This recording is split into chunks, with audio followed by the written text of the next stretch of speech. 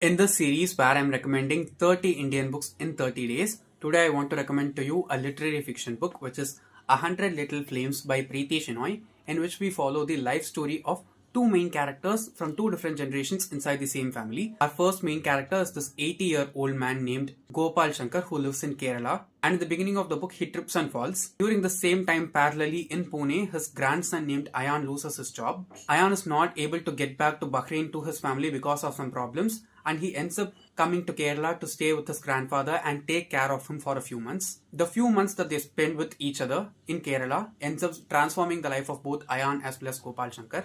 This story shows the beauty of love in two different generations, the beauty of friendship in two different generations. And even though they are completely different from each other, and even though they are vastly distant and stark from each other, it is not a good or bad thing, but just the way things work out in the world. The writing of the author is great, and once you finish reading this book, you'll just feel the sense of warmth spreading through your heart.